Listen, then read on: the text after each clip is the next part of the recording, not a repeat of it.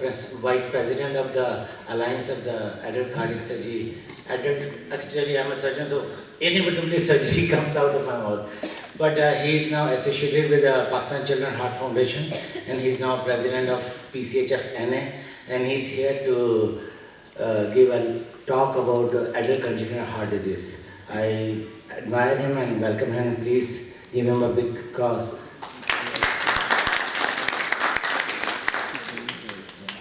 Dr. Ali.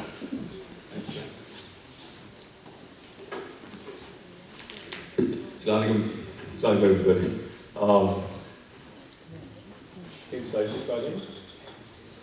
So, my talk will be on adult congenital heart disease, and a big thank you for everybody. Thank you so much, Farhan bhai, somebody, thank you for having me. Just as my background, let me just see if I can go back. So, I'll go back and forth between adult cardiology and pediatric cardiology. Just as a background, just as my start was at ACHD, and then I went to the US to do cardiology training. My background's a little bit different than most. I'm actually trained in both internal medicine and pediatrics. जिसको residency वहाँ पे med peds कहते हैं. मैंने वो की थी. उसके बाद मैंने दोनों fellowships की, adult cardiology and pediatric cardiology. I did both fellowships, and in that I sort of got introduced to adult congenital heart disease and pulmonary hypertension. So the talk today, I'll spend the next 30 minutes or so just talking about adult congenital heart disease, and I think those of you in the room probably will know a lot about this. I have no disclosures. This is what I'll do. मैं अक्सर जब बात करता हूँ जो fellows और residents यहाँ पे हैं जो सुन रहे हैं, I always say कि where does congenital heart disease start? ये शुरू कब हुई? Start कब थी congenital heart disease की? And what's happened over the last sort of 4 decades? And this is important to understand because the other part of this is, and we won't spend too much time on transition, but where is the field in adult congenital heart disease going? So maybe थोड़ा सा इस पे explain करूँगा, and then what lies ahead. ये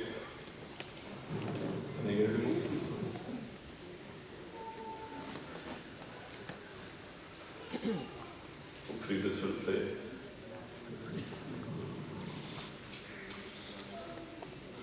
Is that right? Oh, thank you. So where does it all start? And I show a slide before this, मगर वो ज़रा मुझे थोड़ा सा I have to be a little circumspect जब मैं show करता हूँ. मैं start करता हूँ कि ये congenital heart disease है. तो ये कब शुरू हुआ? So मैं अक्सर कहता हूँ it probably started from day one. So from as they say, from Adam and Eve. Magar, why here? Why Mona Lisa? Why am I showing Mona Lisa? And the reason I'm showing is because she was painted by Leonardo da Vinci in the 1600s, right? Not that Mona Lisa had congenital heart disease, maybe she did. But the reason I'm showing this is because Leonardo da Vinci, as you know, was an artist. Well, he was a thinker, and what he was doing back in the 1600s was, he was actually drawing diagrams of the fetus, of what he thought the fetus would look like back in the 1600s. Koi echo nahi hai, koi cat nahi hai. They were drawing pictures of, and he was drawing pictures of bones. But what he also drew was actually congenital heart disease in the 1600s, where he was showing anomalous coronaries and actually was showing that how blood vessels could be connected in abnormal locations. 1600s, Da Vinci was showing this. But I'll start in the 1600s with this. This was Niels Stensen, a Danish scientist, 1600s. First case of interventricular septal defect, RVR after tract obstruction, RVH misaligned aorta, which is what? जो fellows or residents यहाँ सुन रहे हैं, जो आपने अब ये सुना होगा, this is described as tetralogy of Fallot, right? But this was 1600s. But you don't know Stensen for tetralogy of Fallot. You know Stenson's from the Stenson's parotid gland duct, जो Stenson's duct जो mouth में होता है, उसका नाम जो है वो Stenson's was associated with this and not with congenital heart disease. And this is important to know. But why am I showing you this is because people were talking about congenital heart disease in the 1600s. In the 1700s, we are going to go to Glasgow. Those of you who've been to Glasgow, there's actually a lot of history in Glasgow. And in Glasgow, Matthew Bailey actually wrote about this, which is the morbid anatomy of the human body. And he was talking about transposition, which basically means the right ventricle is giving rise to the aorta. This is Charles Dickens. Aapne suna hoga Charles Dickens ka naam. Now why am I showing Charles Dickens? It's not again because he was anything to do with congenital heart disease. But if you believe this, he was a financier. Farhan bhai, this is for you. This was a financier because he was behind the building of the Great Ormond Children's Hospital. He was actually financing it. Why am I telling you that is because these three big children's hospitals in London, in Children's Hospital of Philadelphia and Boston Children's Hospital, were all being created in the 1800s. Ye start tha. The freestanding children's hospital. Aap log yahan pe hain Lahore mein, this is a freestanding entity. And this was sort of being developed in the 1800s. But really where congenital heart disease sort of made its impact was in 1888. So again, historically it was tetralogy of Fellow. And this was the first time, जो मैंने आपको बताया था, Stenson's duct was 200 years before this. 200 years before this, Stenson had described this. But this is when it was published historically, when tetralogy of Fellow was the four anatomical characteristics of tetralogy of Fellow, and this was what basically was called back then the melodic balloon, cyanosis cardiaque, which is basically saying, okay, this was the first time that tetralogy got published. We go into the late 1800s. Those of you, I'm going to wear my medicine hat on for a second. I'm going to put my pediatric hat away. Sir William Osler, aapne suna hoga William Osler ka. He was sort of this intellectual, he was sort of the fundamentals of medicine. And in his book, The Principles and Practice of Medicine in the late 1800s, 1897, ye wo copy hai. And uske andar there was a 5-page chapter, if you believe it, in the late 1800s, dedicated to the congenital afflictions of the heart. So they were talking about it. William Osler was talking about it in the late 1800s.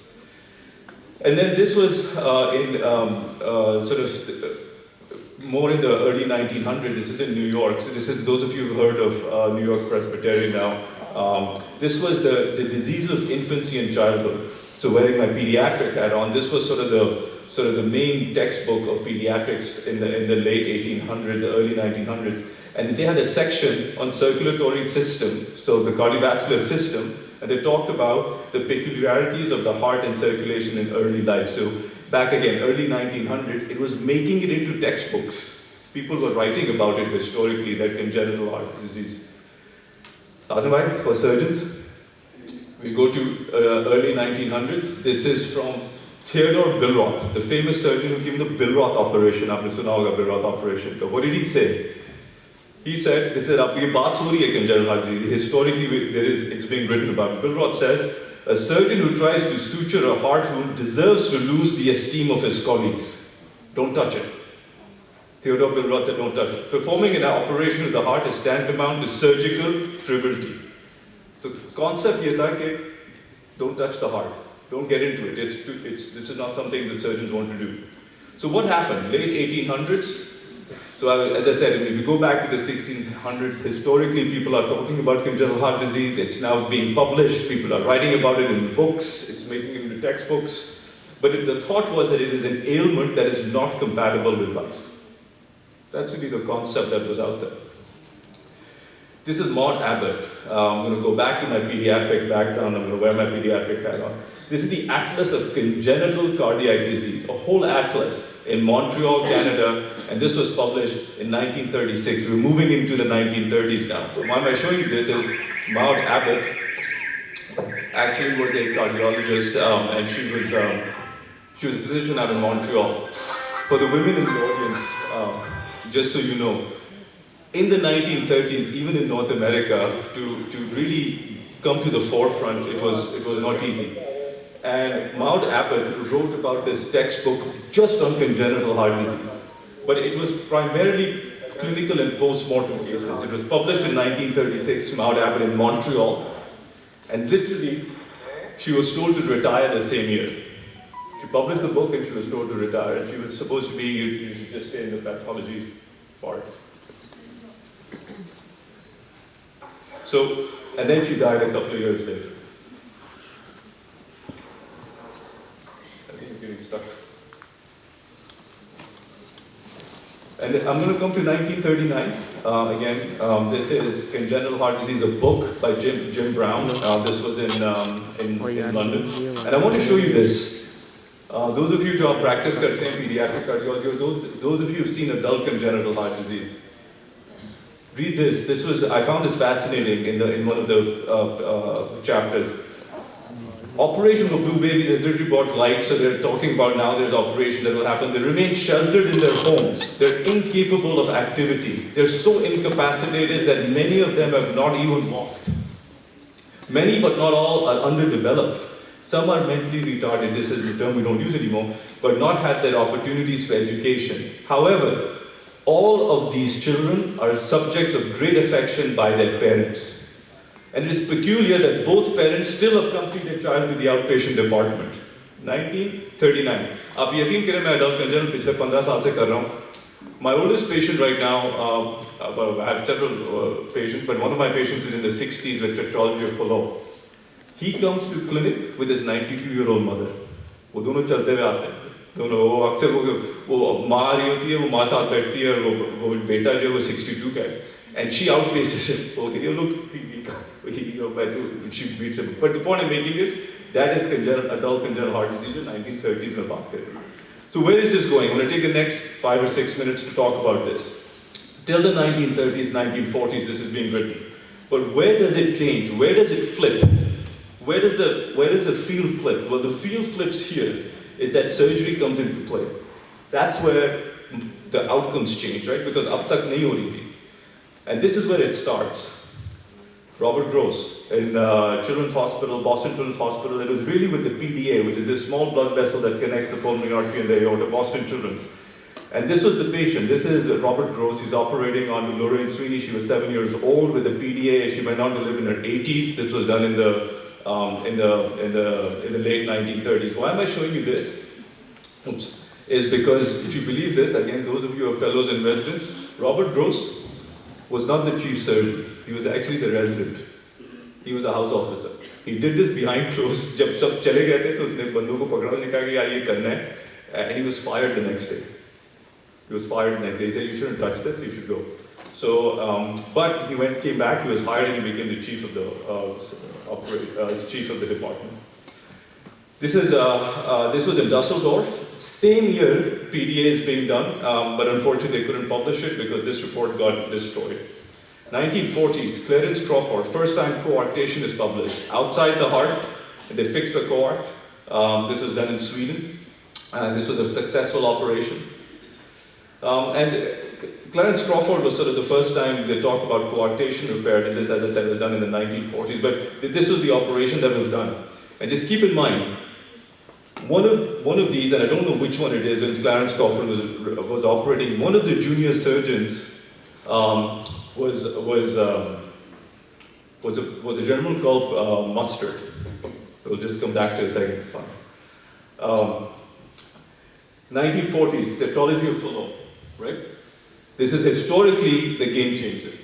This is what everybody talks about. So again, historically, Blaylock, Alfred Blaylock, Helen Taussig, Vivian Thomas. ये आप सबने शायद सुना होगा इन तीनों का जो आप लोग cardiology में ये काम कर रहे हैं. This is a fascinating story. Vivian Thomas, again, for the women in the audience, second woman cardiologist who creates a firestorm because she says these blue babies need to be saved. Blaylock was at that time in Vanderbilt. He got moved to Johns Hopkins, and I don't know if you guys know, Vivian Thomas was actually a carpenter. He used to work in a lab and he would create shunts, and he used to work with Alfred Blaylock. This was the surgery that was done. Basically, you can't get blood out into the pulmonary artery. You have artery outflow tract obstruction, you turn it down. This is a VT shunt. And this is the operation that is being done. And those of you who've seen this picture, this is a historical picture because that's Blaylock operating, that's Vivian Thomas standing behind him and sort of guiding him through the operation as to how it was being done, because the one who had done the shunts primarily in the dogs was... What was also interesting was this, that when they were doing the operation, the chief of anesthesiology refused it. Say, I'm not going to put this kid under anesthesia. Historically, this was the moment they were ready to go, and the chief said, I'm not going to do it. Nahi karunga, because the child will die, and they actually got a junior faculty member to come in who eventually used it. This is the OR report. historically, and a fascinating document from Blaylock. And I found it very interesting when I read this, because it said, the patient stood the procedure better than I had anticipated. He was going in thinking, this may not work. This was his diagram that he made of Blaylock, where he dropped the shunt down. And this was a game changer. So I always tell the fellows and residents that back in the 40s, this was the Twitter of what back then. They were publishing it. They came out and they said, we can save these doomed blue babies. We can actually do this. And what actually people don't know is that the patient who was operated, and it sort of made news, was Irene Saxon. She actually became cyanotic again, and she died a few days afterwards, very close to her third birthday. But it opened the door. They opened the door and they actually said, 1944 onwards, there were 1,000 BT shunts done, 40% survived, but the question remained, can the surgeons get inside the heart? Can the surgeons get inside the heart at that time? And that's the concept where in the 1940s, congenital heart disease and surgeries in congenital heart disease sort of makes its way. This is just a historical document showing that in the 1940s, people are talking about all sorts of things. Baseball ki baat kar rahe hain, Gandhi sahab ki baat kar rahe hain. Congenital heart disease has not made it out into sort of the limelight. The people are talking about it. But what happens when you get into the heart, and we have surgeons in the audience, but this is where the 1950s, the concept of the heart-lung machine comes in. Where they say we can put somebody on a heart-lung machine, and if you look at the history, 17 out of initial 18 patients died when they actually went on the heart-lung machine. This was John and Mary Gibbon. They came up with the concept of the heart-lung machine.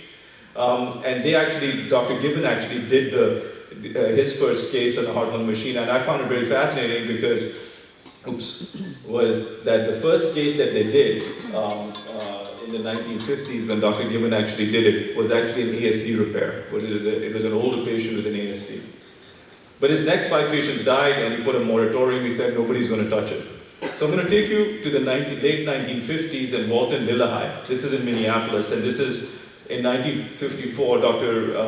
Lillehei said there's a patient with tetralogy flow. He was a little bit older. And he said that we're going to cross-circulate, we will operate. That by this time, heart-lung machine, patients were dying. There was a moratorium on it. Don't touch it because the people will die. Don't do it. We go to Minneapolis, and this is the operation. They go in and they say we're going to cross-circulate on an older patient with tetralogy flow in Minneapolis. And again, the residents and fellows in the room, what you'll see here is something else. So this is where the first table is, and you have a second table. Another group of doctors operating on the other side, and those are the surgeons in the room will probably know this story. And the story is that this is what they did. They cross-circulated from the patient to the pump to the dad.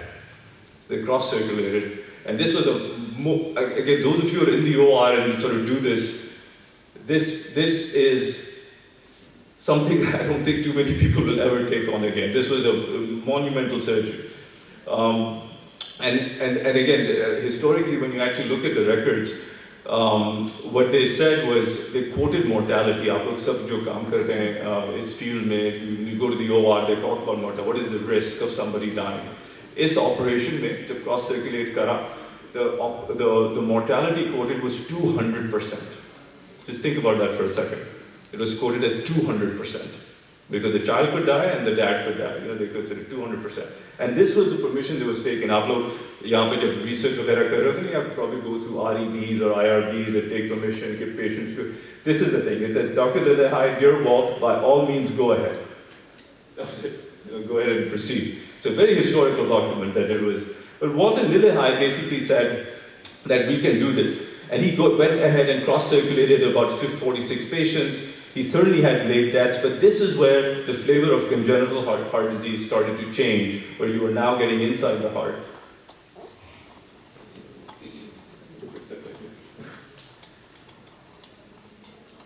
So I'm going to quickly go through a few other just historical moments. This is detransposition, late 1950s. So this is the right ventricle going out to the aorta. So blue blood is getting out and red blood is getting back. This is detransposition. This was stenning.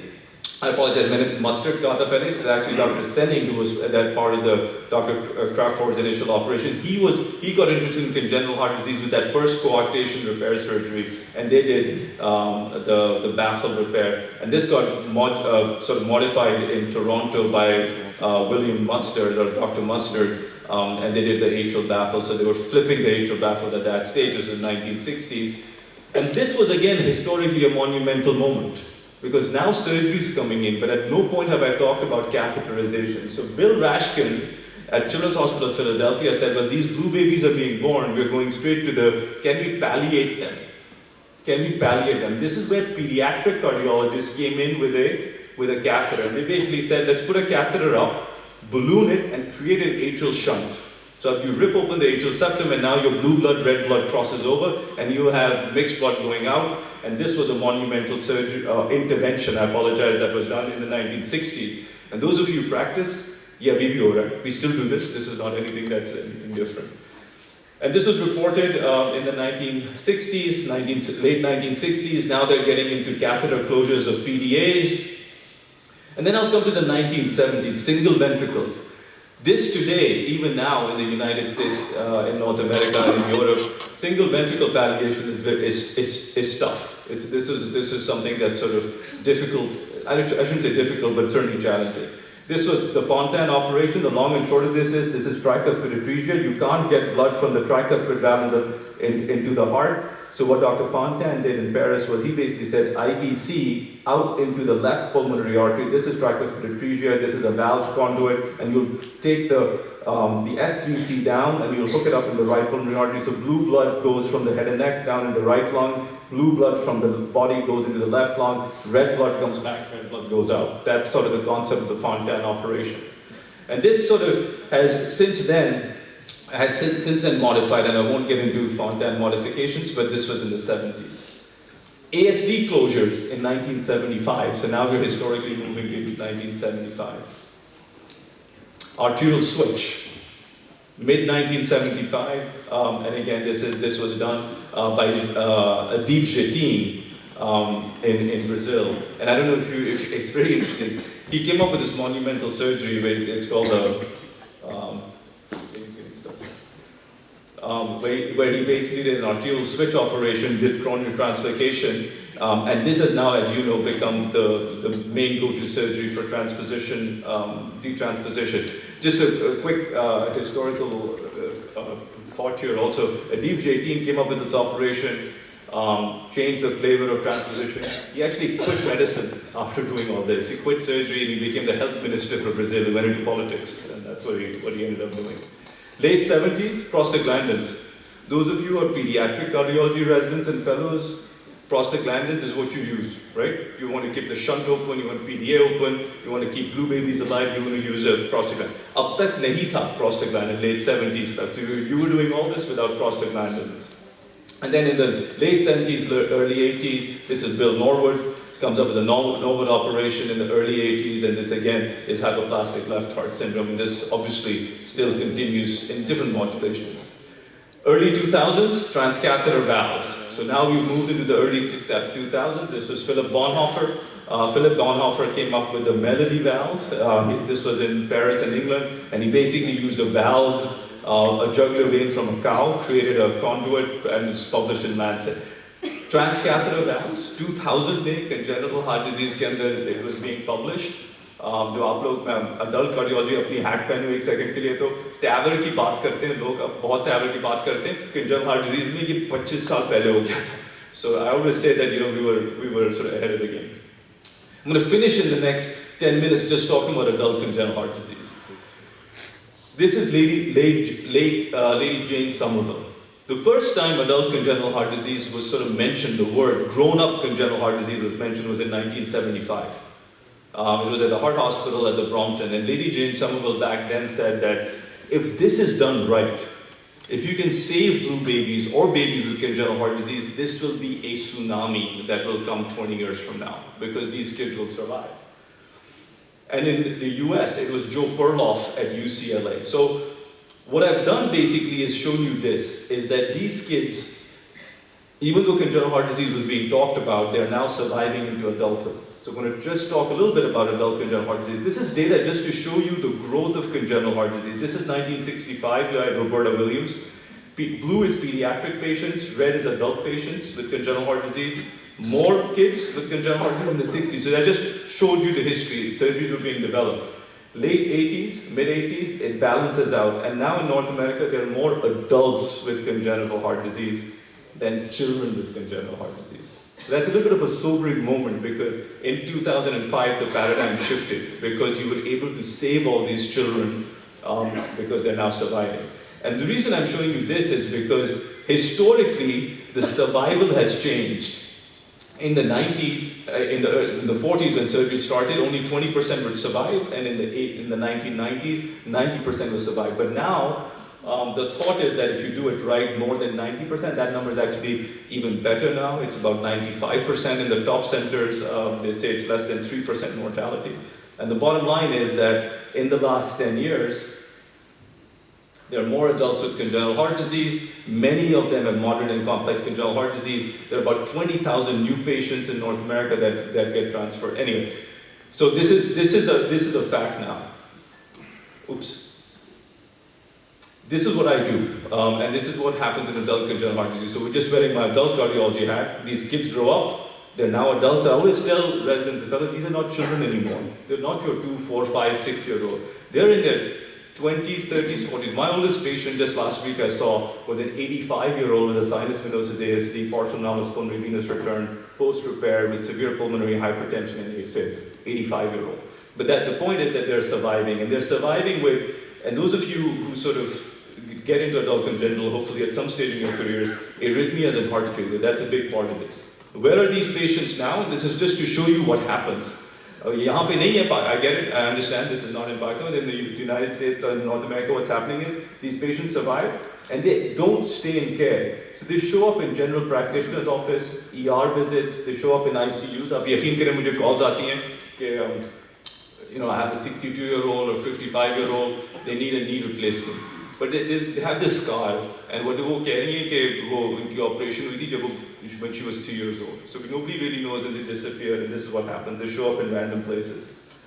I won't spend a lot of time on this. I'm going to wear again my pediatric hat on. Eventually, these children become adults. And this is just I just want you to understand this slide. I sometimes show this slide just to show you the burden of congenital heart disease. 90% reach adulthood. Over 1 million, we think, now this number is already 2 million, but this is what I wanted to show you. Childhood cancers, 46% survive. Cystic fibrosis, 50% survive. Down syndrome, about 55-year life expectancy. Hemophilia, 60. Congenital heart disease, we're getting into the 70s and 80s, so this is happening. But this is why transition is important. I won't spend too much time on this, I'm going to just let this go. I'm just trying to show you this, that आप लोग यहाँ पे भी जो काम कर रहे हैं, जब ये बच्चे बड़े हो जाएंगे, what happens in the US and North America is they lose care. So by the time they get into their 20s, if you see all this blue is all children with congenital heart disease, you give them 20 years and then they fall out of care. They disappear. So I mean, it's a different concept.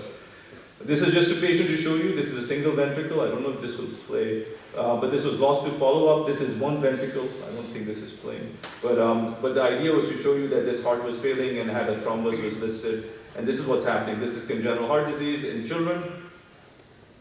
And this is adults. That's what's happening in North America. You have to eventually start thinking. You have a pediatric system you develop.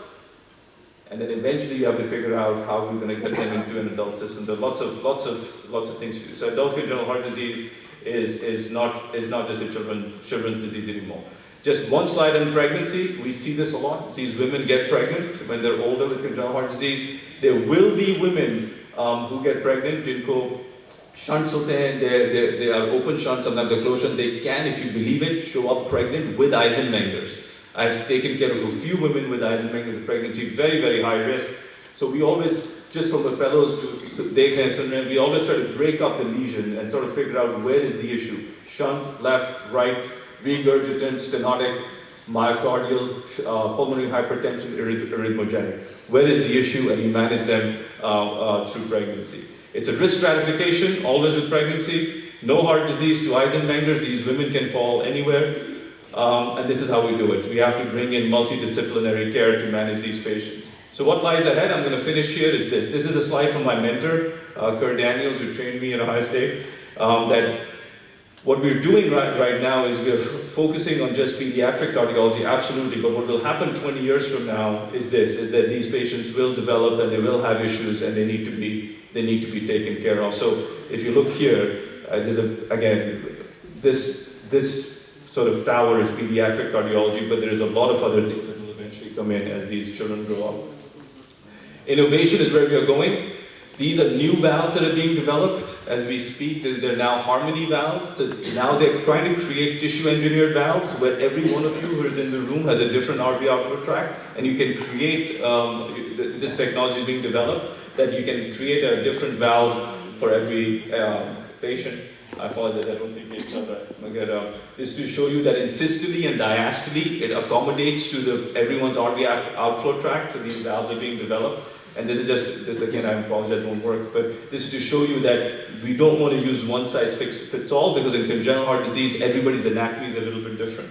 This is the harmony valve that was approved in March 21. This is a native RV outflow tract valve, so you don't need a landing zone. You can actually deploy it within the RV outflow tract without having a prior tissue valve. Leadless pacemakers are coming in, we're utilizing them obviously.